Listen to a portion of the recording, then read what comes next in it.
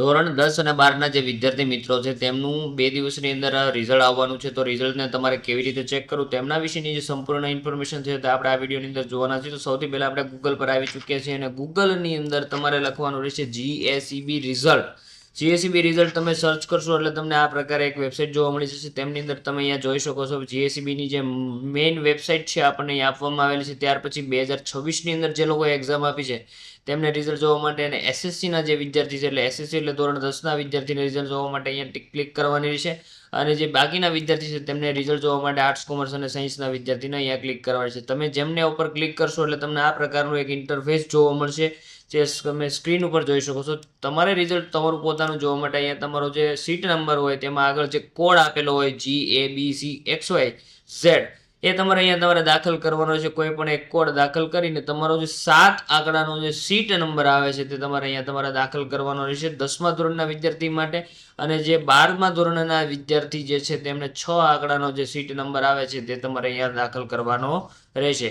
જે લોકો 10મા ધોરણના વિદ્યાર્થી છે તેમને અહીંયા લાસ્ટમાં તમે જોઈ શકો છો SSC રિઝલ્ટ આપણે ક્લિક કર્યું છે એનાથી તમને આવું એક ઇન્ટરફેસ જોવા મળશે અને એમને અહીંયાથી કોડ સિલેક્ટ કરવાનો રહેશે. અને 12મા ધોરણના વિદ્યાર્થી માટે ડાયરેક્ટલી HHC જે રિઝલ્ટ છે અહીંયા આપણને બતાવવામાં આવેલો એના પર તમે ક્લિક કરશો એટલે તમને આ પ્રકારે સીટ નંબર અને તમારો જે કોડ છે એ તમને શો થશે. ઘણા વિદ્યાર્થીને કોડ ના આવતો હોય એવું બની શકે એટલે અમુક વિદ્યાર્થી અલગ વેબસાઇટ ખોલી નાખે તો કોડ ના આવે એટલે ખાસ અહીંયા જે આપણને આપવામાં આવેલું છે SSC રિઝલ્ટ જનરલ બુકલેટ એમની જગ્યાએ તમારે જોવાનું તમારી સિસ્ટમની અંદર જે રિઝલ્ટના ઓપ્શન હશે તે તમને જોવા મળશે. જો SSCનું તમે રિઝલ્ટ જોતા હશો તો તમને સ્ક્રીન ઉપર HHC 12 સાયન્સનું અને જનરલનું જે રિઝલ્ટ જોવાનું છે તેમની માટેનું બટન દેખાડવામાં આવશે. અને જો તમે 12મા ધોરણનું રિઝલ્ટ ચેક કરતા હશો તો તમને અહીંયા લાસ્ટની અંદર SSC રિઝલ્ટનો જે ઓપ્શન છે તે તમને જોવા મળી જશે.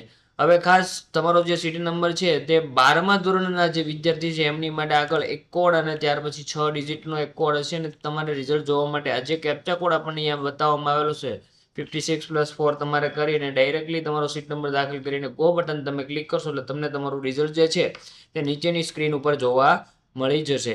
બાકીના જે વિદ્યાર્થીનો કોઈ રિઝલ્ટ જોવામાં ઇશ્યુ આવતો હોય તો કોમેન્ટ સેક્શનની અંદર તમે જણાવી શકો છો. અથવા આની પછી જે રિઝલ્ટ આવે છે એમાં જે ચેકિંગ તમારે કરાવવું હોય કોઈ વિદ્યાર્થીને પેપરની અંદર રીચેકિંગ કરાવવું કેવી રીતે કરાવવું તેની સંપૂર્ણ ઇન્ફોર્મેશન જો તમારે મેળવવી હોય તો વિડીયોની કોમેન્ટ સેક્શનની અંદર જણાવો. અને વિડીયોનું જે રિઝલ્ટ જોવા માટેની લિંક જે છે તે તમને ડિસ્ક્રિપ્શન બોક્સની અંદર જોવા મળી જશે. ત્યાંથી પણ તમે ડાયરેક્ટલી વેબસાઇટને ઓપન કરી શકો છો. અને જે વિદ્યાર્થી મિત્રો સારા માર્કે પાસ થયા છે અને આગળ એને અભ્યાસ કરવાનો છે કોલેજ માટે એવા વિદ્યાર્થીઓ આગળ એડમિશનની પ્રોસેસ જે છે કેવી રીતે તમારે એડમિશન લેવું એડમિશનની પ્રોસેસ શું છે અને એડમિશનની પ્રોસેસ કેવી રીતે કરવી તેમની સંપૂર્ણ ઇન્ફોર્મેશન જે છે તમને આપણી યુટ્યુબ ચેનલ જે છે તેમની અંદર તમને મળી રહેવાની છે. અને જો આ વિડીયો તમને પસંદ આવ્યો તો વિડીયોને લાઇક કરી દો અને તમારા જે વિદ્યાર્થી મિત્રો હોય સાથી મિત્રો તેમની સુધી શેર કરો એટલે એ લોકો પણ પોતાનું રિઝલ્ટ છે એમની જાતે ચેક કરી શકે. અને આ પ્રકારની તમામ જે અપડેટ્સ જે એજ્યુકેશનલને રિલેટેડ તમારે જોતી હોય તો તમે અમારી યુટ્યુબ ચેનલને સબસ્ક્રાઈબ કરો અને નોટિફિકેશન બેલ જે આઇકન આવે છે તેમને ઓન કરી દો એટલે અગાઉ આગળથી જ્યારે પણ કોઈ પણ વિડીયો અપલોડ કરવામાં આવે ભરતીને અનુલક્ષીને અથવા રિઝલ્ટને અનુલક્ષીને અથવા એડમિશન પ્રક્રિયાને લક્ષીને તો તમને જે છે અપડેટ્સ ઇમિડિયેટલી તમારા નોટિફિકેશન દ્વારા મળી શકે.